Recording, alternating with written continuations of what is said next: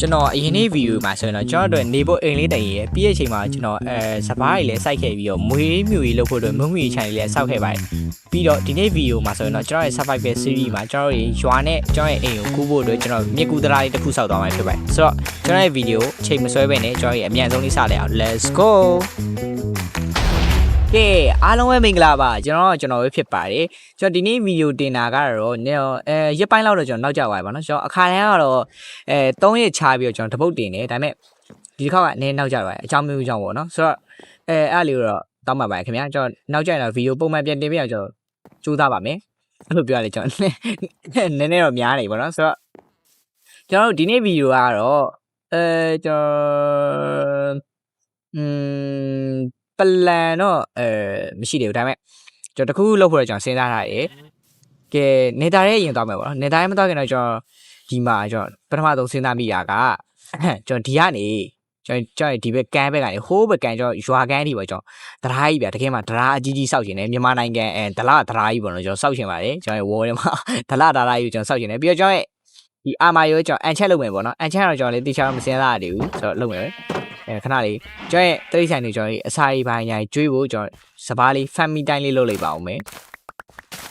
ကဲရပါပြီ okay ညီကိုတို့မင်းတို့စားရတော့မယ်ပြီးရင်ကျွန်တော်ဒီအလဲကဒီတိုင်နေကျွန်တော်ဖြစ်အောင်မယ်ဒီရော့စားကြပါနောက်ပြီးတော့ဒီမှာဒီလက်ကိုကြည့်လိုက်အောင်ဒီထဲမှာနွားအမနွားအဲ့ကောင်ရောက်နေအဲ့ကောင်ကျွန်တော်ချန်ပီယံရွှေ့ရအောင်မယ်ဗျာပြီးရင်တော့ဒီဘက် channel ကိုပေါ့နော်ကဲလာ wait come on okay ရပါပြီကဲဒီထဲကိုကျွန်တော်ပြီးမှမြေကြီးတော့မပါဘူးခကျွန်တော်မြေကြီးတော့လောက်အောင်ပါဒါလေးအရင်ထိုးထားလိုက်ကဲကျွန်တော်အခုကတော့ကျွန်တော်ရဲ့ပေါ့နော်ကြစ်ကျွန်တော်ရဲ့ကြစ်က lonely chicken ဖြစ်နေဆိုတော့သူ့အတွက်ကျွန်တော်ကြစ်နောက်ထပ်တစ်ကောင်သွားရှာအောင်မယ်အယောင်တူတာရှိမလားမရှိတော့ဘူးလားကျွန်တော်လည်းမသိဘူးအဖြူအောင်ရရလဲအဖြူအောင်ပေါ့ကျွန်တော်ရတဲ့ကြစ်ပဲကျွန်တော်ရှာပြီးတော့ခေါ်ခဲ့လိုက်တော့ oh bro ဒီမှာကြည့်လိုက်အောင်ကျွန်တော်အိမ်သားမှာreinboard ဟုတ်တယ်နော် reinboard အိုးဒီမှာကြစ်လေး hello okay ကျွန်တော်ဒီကောင်အိမ်ခေါ်သွားဟာဟိုမှာလည်းနောက်တစ်ကောင်ဟာဆိုတော့ reinboard မှာကျွန်တော်နေတာဆောက်ချင်တာလည်းတော့ပဲအဲ့ reinboard ရဲ့ obsidian နေယူသွားမလားမသိဘူးဆိုတော့ဘယ်နှသုံးရှိလဲမသိဘူး1 2 3 4 5 6 7 8 9 10 yeah 10ခုပြည့်ဟုတ်တယ်နော်1 2 3 10 yeah 10ခုပြည့် okay ဆိုတော့ကျွန်တော်ဒီဟာကြီးပဲဖြုတ်ပြီးတော့နေတာဆောက်လိုက်ရအောင်ပြီးရင် chat တွင်းမှာပါရှိမလဲ obsidian နဲ့တုံးပြီးတော့mangding နဲ့ golden apple mangding ခလုတ်ပြီးတော့ကျွန်တော်ရဲ့မြင်းတွေအာမာရပါပြီခင်ဗျာအာမာလေးရွှေအာမာလေး mangding 3ခုကြီးတော့ what စောက်လေးပြီးလိုက်ပါလားအဲ့ဒါဆိုလေဒီကောင်တက်လိုက်တော့မယ်ဆိုတော့တကောင်ရှိဦးပါဆိုတော့ yeah ကြက်ကောဆောနာဆိုတော့ကျွန်တော်နေတာရေးတော့မှာဆိုတော့ကျွန်တော်ဒီကဥစ္စာတွေကိုပဲကျွန်တော်ဖြိုခဲ့လိုက်တော့မယ်ပေါ့နော် okay ဒီတစ်ခုမိုးချုပ်နေပြီကျွန်တော်မလိုတဲ့ပစ္စည်းကျွန်တော်လွတ်မှဖြစ်တော့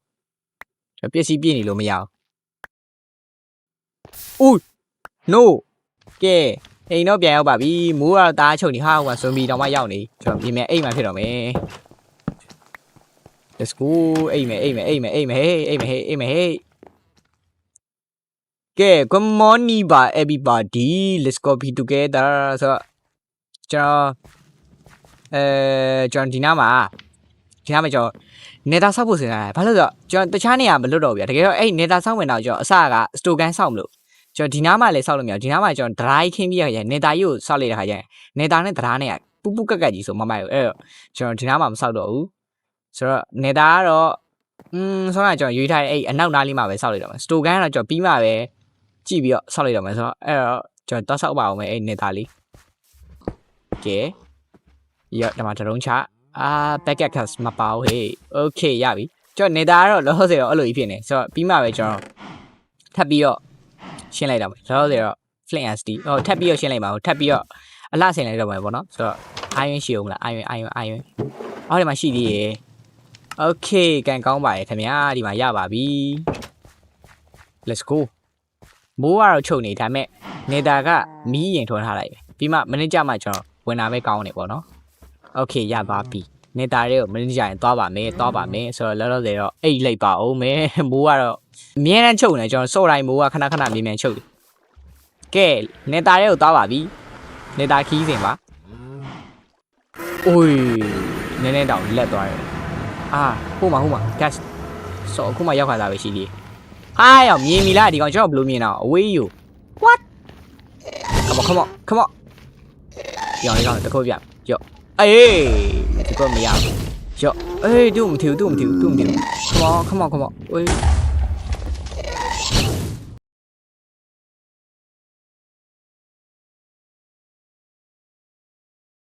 နေတာထဲမှာအခုမှကြည့်အောင်အဲ့ဒါဘာကြီးလို့အဲ့ကျွန်တော်အဲ့ကိုသွားကြည့်အောင်ကျွန်တော်အစာလည်းမရှိတော့ကျွန်တော်အိမ်ပြန်ယူပြီးရဲ့ဟုတ်ပါဘူးအိမ်ကိုပြန်ပြီးရခါကျမှအစာသွားယူအောင်မယ်ပြီးရခါကျမှကျွန်တော်တစ်ခေါက်ပြန်လာမလားမသိဘူးလောလောဆယ်တော့ဒါလေးနည်းနည်းလေးလာလိုက်အောင်မယ်ဘာလဲတော့မသိဘူးကျွန်တော်လေအိုးအာတွေးကြီးလားဟုတ်လားဘာကြီးရောတမဘာအတုံးကြီးလည်းမသိဘူးလူရှိလိုက် flash လည်းမဟုတ် flash ဟုတ်လား flash လို့ဟုတ်တယ်မသိဘူးအိုးအိုးမိုက်တယ်နော်အိုးယိုမိုက်တယ်ဒီနာဖြိုရမယ်ကျွန်တော်တို့အိုးဒီနာအောက်ကဆွဲသွားဘယ်လိုတော့ဟာအိုးအေးဟာဒီနာမှာဘာတော့မီးလည်းမရှိပါဘူးဘယ်လိုမီးလောင်တာ oh my god တေတော့မယ်တေလုံးပြဘူး what ကျွန်တော်ဒီနားမှာမီးလည်းမရှိပါဘူးမီးလောင်နေရလည်းမသိဘူးကျွန်တော်လာဘာနဲ့လည်းထိလိုက်ရင်လည်းဟိုဖြစ်တော့အောက်ပြုတ်ကျသွားမှာမဟုတ်လားဘယ်လိုဖြစ်တော့ what သွားမှမသွားဘူးလားတော့မသိတော့ what the hell ဆိုခဏလေးဒီနားလေးကိုကျွန်တော်တခြား block လေးနဲ့ CB ရခါကျမှဒီမှာ block လေးနဲ့ CB မှာပဲကျွန်တော်ကူးလိုက်ရောကဲဆိုတော့ကျွန်တော်ပုံးနေရပါတယ်အတန်နေကြားလာတော့မသိပါဘူးခင်ဗျာအတန်နေကြားရမှာပါအပေါ်မှာအတန်နေ gas တန်နေဝက်တန်နေပေါ့နော်ဆိုတော့ကျွန်တော်တွေးလည်းမရှိပါဘူးကျွန်တော်တွေးပြန်ဟီးပြီးတော့ကျွန်တော်ဒီအောက်မှာဝင်ပုံးနေရတယ်ကျွန်တော်ပြမယ် what အဲ့ကောင်ကြီးဗျာတော်တော် damage လည်းပြင်းနေပြီးတော့ gas တွေကပိုဆိုရယ် gas တွေကပိုဆိုရယ်ဝက်တွေတဲ့ဝက်တွေကကျွန်တော်နောက်ဆုတ်လိုက်ရှေ့တုပ်လိုက်ချလို့ရတယ်ဒါပေမဲ့ gas တွေကျွန်တော်သိရမလားအဝေးကနေမြားမပိုင်ကျွန်တော်တိတ်ပြီးတော့ချလို့မကောင်းဟိုမှာတွေ့လားကြည့်ဒီမှာဒီမှာပေါ့နော်အဲ့ကောင်တွေကဒီလိုအဝေးကနေကျွန်တော်ဒီလိုခုတ်လိုက်နောက်ဆုတ်လိုက်ပြီးရင်ကျွန်တော်ဒီလိုပြန်ခုတ်လိုက်နောက်ဆုတ်လိုက်အဲ့လိုမျိုးလုပ်လို့ရတယ်အိုးဒါမှတွေ့လားဒါမိတ်ကနည်းနည်းကျန်းတယ်ဘေးလေးကန်ထွက်တယ်ပေါ့ဆိုတော့ကျွန်တော်တွေအခုဒီနောက်ရောက်နေတာကျွန်တော်ဟိုမှာပီကလင်နန်းတော်ကြီးတွေ့ထားတယ်ဆိုတော့အဲ့ကိုသွားမလို့ပေါ့နော်ဆိုတော့အဲ့ကိုသွားပါမယ်အဲ့လိုနဲ့ကျွန်တော် blog စီပြီးတော့အဲ့ပီကလင်နန်းတော်ကြီးကိုကျွန်တော်သွားခဲ့ပါတယ်ဝက်တိုင်းပြည်ကိုပေါ့နော်ကဲရောက်ပါပြီအရင်ဦးဆုံးတော့ကျွန်တော်ဒီဂိုးတွေမှပါမယ်ရော့ကျွန်တော်ဒီရွှေနဲ့သူတို့စီကနေပြန်ပြီးတော့ train ကျွန်တော်အိုက်တန်တွေရမလားမသိဘူး gas တွေရောက်ပြီလားမသိဘူးအော်မှာ gas ကြီးပြစ်ပြီးကြောက်ပြစ်ပြီးထင်တယ်ပြစ်ပြီး oh my god အောက်တာပြုတ်ချသွားလို့ကတော့ရော့ဟေးငါကြောက်ရမယ်မင်းလောက်တာငါကြောက်ရမယ်ကြောက်များလေအဝေးကိုမရောက်ဘူးဗျာဒီတစ်ခုတိုးပြန်ကြောက်ပြေးမှဖြစ်တော့ပြေးမယ် what ဒါလေးရပါလေးspine glass လောက်တဲ့ဥစ္စာနဲ့လည်းမတူဘူးနည်းနည်းကြီးရဲ့ဥစ္စာဟုတ်ပါနည်းနည်းကြီးရဲ့ဥစ္စာရှိအဲ့တော့တူလိုက်အဲ့တော့တူမယ်ဆိုတော့ကကျွန်တော်အနောက်ကနေအဲ့ဝက်ကောင်ထုတ်တယ်ပါကျဲကျွန်တော်ချနေမှလဲကြောက်တယ်ဒီမှာရပြီကြက်ထူလိုက်မယ်ဘာလဲမဖတ်တတ်ဘူးဘာမသိဘူးဗျာတော့ဟိုမှာအဲ့လိုမျိုးဗာလေအယိုးစုတွေနေရာမှာပေါ့ကျွန်တော် happy gas လေးရှိရဲ့အဲ့ကောင်လေးလည်းကျွန်တော်မွေးကျင်နေရယ်ဆိုတော့ဒီနားမှာလည်းဟာအများကြီးပဲဟော်ကြီးဝက်တွေလည်းအများကြီးပဲကျွန်တော်ရွှေလည်းရှိရဆိုတော့ကျွန်တော် trade လို့ရရတယ်အလက်တိုက်ခံရလို့ကတော့တေးမှာပဲဒီကောင် damage လည်းအများကြီးမီးလောင်ပါပြီဟာမီးလောင်သွားပြီဒီကောင်မီးလောင်တိုင်းတွင်းခက်လိုက်ရကျွန်တော်လောလောဆယ်တော့ trade နေပါတယ်ကျွန်တော် enter ပဲပေးရတော့တွေးလိုက်တယ်ဒါပေမဲ့လိုတလောက်တော့အများကြီးမရသေးဘူးဆိုတော့ကျွန်တော်အများကြီးရကျင်တာကျွန်တော်ငကားတက်ဖို့တော့ကျွန်တော်ကြိုပြီးတော့ဆူထားကျင်တာပေါ့နော်ရေပလင်းနဲ့ဘာလို့ရမလဲ what okay ဒီမှာရ enter ပေးရပြီဆိုတော့ဒီမှာ ancient soul speed 2ပုတ်လေးတော့ရမစိုးကျွန်တော်ကြီးအဲ့တော့ဂိုးရကြံနေဒါပေမဲ့ကျွန်တော်မ trade တော့ကျွန်တော်ပြင်းလို့ဆိုတော့တခြားနေရာကျွန်တော်ကြီးတွားကြည့်အောင်လို့ကဲအရှိမတော့ကျွန်တော် ရိုးစုကြီးသွားပါပြီကျွန်တော် happy gas လေးရကျင်လို့ပါကျွန်တော်တကောင်တော့ရထားတယ်အဲ့ဒါကျွန်တော်pickling နဲ့ဆွမ်းနာ train နဲ့ကျွန်တော်ရထားတာပေါ့နော်ဖြားမှာရှိအိုးဟိုမှာအိုးနှစ်ကောင်ရပါပါပြီမိုက်ပါတယ်ခင်ဗျာအခဏအယိုးတွေကမဝင်ဘူးဖြစ်ဘယ်လွတ်အော်ဒီမှာဘိုင်းကနှစ်ခုကျွန်တော်စစ်လိုက်ဟဲ့ရပြီโอเคအယိုးယူမယ်โอเคဟိုမှာလည်းထပ်တွေ့ရဗျာကြောက်ဒါလေးယူခဲ့လိုက်မယ်ကျွန်တော်ဒါဆိုရင်ကျွန်တော်တို့3ခုရှိပြီကဲလက်ကြပါမယ်3ခုဆိုတော့ကျွန်တော်ကောင်းကောင်းတော့မွေးလို့ရတော့ပြီ3ကောင်ပေါ့အိုးဒီမှာကျွန်တော်ပြန်ပန်းဒီမှာကျွန်တော်ချက်တွေ့ရပေါ်တက်မယ်အေး gas ပြန်ပန်းဒီကြမှာညောင်ရေးပြစ်ပြန်ပြီအဲ့ကောင်တွေကယော့ဖြစ်အောင်မကြည့်ဗျအဲ့ကောင်ကြီးကျွန်တော်မုန်းလာဗျအဲ့ gas နဲ့ baby zombie အရန်ထိန်းရခဲ့တယ်အဲ့ကောင်ကြီးကဲကြည့်ပါမယ်အိုးဒီမှာ netherite ingot လားဗာလေအဲ့ဒါဘယ်လိုခေါ်လဲမသိဘူးဗျအဲ့ဒါရတယ်ပြီးရင် obsidian နေရှိရယ် obsidian ထားလိုက်ကျွန်တော်မြားရပြီဒါထားပါတော့ okay အော်ဒီမှာလည်းနောက်ထပ်တစ်ခုယိုပစ္စည်းရတော့ကောင်းကောင်းလေးတော့ရလိုက်တယ်ဆိုတော့ကျွန်တော်တို့ပြန်ဖို့ပဲလို့ရတယ်ဒီအောက်မှာက NA game လားဒီကနေပြန်ဟာမကင်းဘူးဟိုမှာကြည့်ရအောင် NA game ပဲမှန်းနေအောက်မှာဟိုမှာနှစ်ကောင်ပြူပြက်တဲ့ကျွန်တော်စောင့်နေကျွန်တော်ခုတ်လို့တိတ်လိုက်မယ်ဆိုတော့ကျွန်တော်ဟိုဘက်ကနေပြန်နေတော့ဒီကနေဝင်ခုတ်ရင်ကျွန်တော်ရှော့ရလိုက်မယ်အဲ့တော့ဒီဘက်ကနေပဲပြန်လိုက်တော့ကဲပြန်ပါပြီခင်ဗျာကျွန်တော်တွေးတုံးပဲကြံတော့ရေဘရိုတွေတီးတော့မှာပဲပစ်ကလင်တကောင်လောက်ဝင်ခုတ်လိုက်တော့ကျွန်တော်တို့သွားပြီပဲဒီကမှကျွန်တော်ဒီမှာမီးဖြစ်နေအဲ့ဒါဟိုဟာအဲ့ဆွမ်းနာတော့ happy gas နဲ့ဟိုပါ happy gas မဟုတ် gas နဲ့ချတော့လို့ဖြစ်ကျွန်တော်နောက်ကျရင်တော့နေသားထဲမှာကျွန်တော်တို့ safe ဖြစ်မဲ့နေရာလေးတစ်ခုစောင့်မှဖြစ်မယ်ဆိုတော့လောဆယ်တော့ပြန်လဲဦးမယ်ဗျာကဲ overwall ကိုပြန်ပါပြီခင်ဗျာ hello ပြန်ရောက်ပါပြီကျွန်တော်အခုတော့ဒီ go armor ဝတ်ရမလို့တော့ပါဘူးကျွန်တော် diamond armor ပြန်ဝတ်လို့ရပါပြီဒါပြီးတော့ကျွန်တော်ပစ္စည်းပြန်ပြီးတော့ထည့်ပါမယ်ကျွန်တော်ရလာတော့နည်းနည်းများပါတော့ဟိုဒီမှာ happy gas ကကျွန်တော်တို့နှင်းလုံးလေးနဲ့မွေးရတယ်ကျွန်တော်ဆိုတော့လောလောဆယ်ကျွန်တော်ကနှင်းလုံးမရှိသေးဘူးအဲ့တော့ဒီကောင်လေးကိုကျွန်တော်နောက်ကျမှာပဲ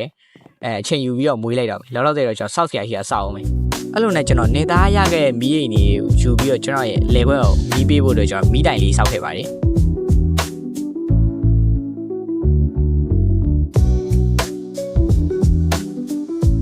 Okay welcome back ပါကျွန်တော်အခုတော့ဒီဗီဒီယိုရဲ့ကျွန်တော် idea အမြင့်ဆုံး main တစ်ခုဖြစ်တဲ့ကြောက်တုံးနေပါညာစုပြီးပေါ့နော်ကျွန်တော် pickaxe ကတော့ကျွန်တော် diamond pickaxe က၄ချောင်းကျိုးရတယ်ဒါပေမဲ့၄ချောင်းမဟုတ်ဗျ၄ချောင်းလောက်တာ2ချောင်းတော့ကျိုးရတယ်ဒီ2ချောင်းတော့ကျန်သေးဆိုတော့ကျွန်တော်ဒီနားလီဒီကိုစစ်ဖို့တရားရွေးဆောက်ဖို့ကျန်တော့တယ်အဲ့တော့ကျွန်တော်ဗီဒီယိုတင်တာနောက်ကျသွားအဲ့တခုပါတယ်ဘာလို့ဆိုတော့ကျွန်တော်ပစ္စည်းကိုဗျတော်တော်လေးမှစုလိုက်ရကျွန်တော်ပြမယ်ပစ္စည်းကျွန်တော်ဘယ်လောက်ထိစုထားလဲဆိုတာလိုရမရတဲ့မဟုတ်လိုတာအစ်ကျွန်တော်ပိုအောင်ကိုစုလိုက်တာကျွန်တော်ဒီမှာဒီ chat ထဲမှာဝေးရှိုးလိုက်အောင်အများကြီးပဲကျွန်တော်လောက်မလောက်တော့မသိသေးဘူးလောက်ရင်လည်းလောက်သွားမယ်ပုံရင်လည်းပုံမယ်ပိုတဲ့ဥစ္စာတော့ကျွန်တော်နောက်ကြမှာကျွန်တော်ရုပ်ထုကြီးဆောက်ဖို့ကျွန်တော်စဉ်းစားထားတယ်ဆိုတော့လောလောဆယ်တော့ဒလားယူကျွန်တော်ဆောက်ဖို့အတွက် timeless လေးနဲ့ကြည့်လိုက်ကြပါဦး Okay so 3 2 1 let's go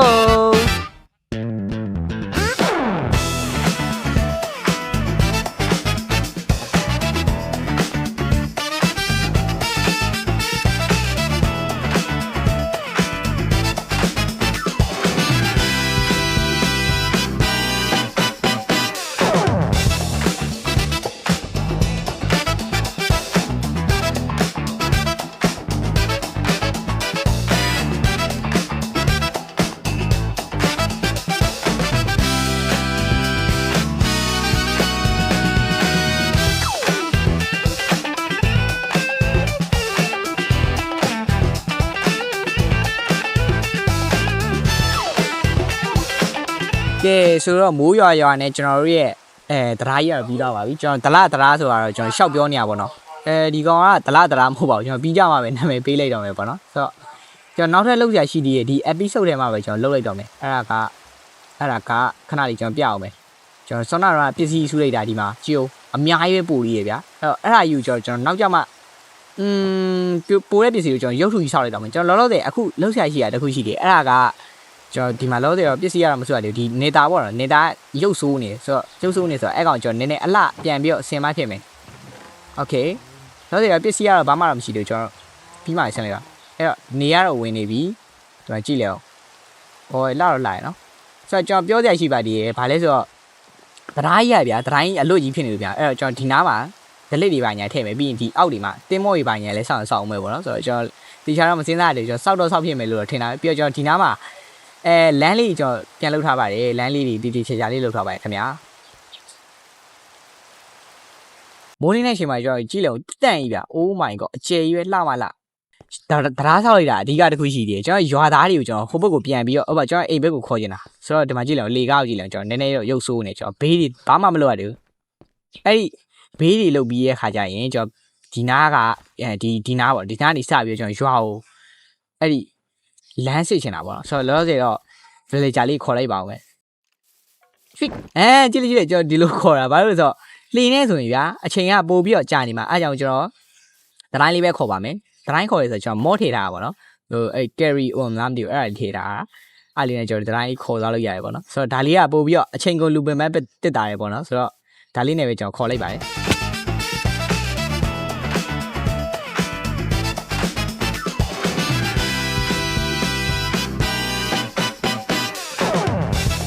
ကဲဒီမှာကြည့်တယ်ကျွန်တော်ခေါ်ထားတဲ့ villager တွေကကျုံနှစ်ကောင်ကချစ်ကြည်နူးနေကြပြီဗျရီးစားရတော့ဖြစ်နေကြလားမသိဒါပေမဲ့သူတို့ချင်းတွေကတမျိုးလေးရေထဲမှာလာပြီးတော့ချင်းတွေနေဟိုကောင်ကတော့ဒီမှာတကောင်နဲ့ဖြီးကျက်နေတော့နောက်တဲ့တကောင်ကျွန်တော်သွားခေါ်ရအောင်မယ်ဒီမှာတော့ကြည့်လေတာရနေရသူတို့ကဆိုတော့ကျွန်တော်နောက်တဲ့တကောင်တော့သွားပြီးတော့ခေါ်ရမယ်ပေါ့နော်ဘာလို့လဲဆိုတော့ကျွန်တော် villager ကကျွန်တော်တွေ့ရတော့၄ကောင်ပဲရှိရရှင်နဲ့၄ကောင်ပဲရှိရတဲ့အကြောင်းရင်းကကျွန်တော်မိုးရှောင်းရေပေါ့နော်ကျွန်တော်မအိပ်ဘူးဗျတိတ်ပြီးတော့မအိပ်ဘူးအဲ့တော့villager တွေကသူတို့ zombie ပိုင်းညာကိုက်ပြီးတော့တည်ရခါကျတော့၄កောင်ပဲကျန်တော့ဆိုတော့နောက်ဆုံးကျန်တဲ့တစ်ကောင်လေးတော့ရှိသေးတယ်အဲ့ကောင်လေးကျွန်တော်သွားခေါ်လိုက်အောင်ပဲကဲရောက်ပါပြီနောက်မှာကျွန်တော်နောက်မှာ skeleton ကြီးလိုက်လာတယ်ဟုတ်ပါဘူး spider ကြီးလိုက်လာတယ် let's go အိမ်ထဲထည့်ဟာပြုတ်ကြသွားဟာဟိုဒီကောင်အလုပ်ကတိုင်းရကျွန်တော်အိပ်ရအောင်အပြင်မှာထားတာသွားအိပ်လိုက်အောင်မယ်ခဏလေး wait ဖယ်ပါဦးကဲ good morning ပါဆိုတော့ကျွန်တော်ဒီမှာ villager အတွက်နောက်ထပ်အိပ်ရလေးတစ်ခုထားလိုက်ပါပြီကျွန်တော်စီမှာ villager စုစုပေါင်းလောလောဆယ်တော့၄កောင်ရှိသွားပါပြီခင်ဗျာဆိုတော့ကျွန်တော်ပြောထားတဲ့အတိုင်းပဲဘာမှကျွန်တော်တက်တာရှောက်ဖွင့်တယ်တကယ်တော့ကျွန်တော်ဒီနေတာကိုပြန်ရမယ်ပေါ့နော်ဆိုတော့ဒီຢာလေးကိုကျွန်တော်ဒီလှဆင်ဖို့စောက်ဖို့ timeless လေးနဲ့ပဲကျွန်တော်ဒီသွားပြီးတော့စောက်လိုက်ပါမယ်ကြည့်လိုက်ကြပါဦးခင်ဗျာ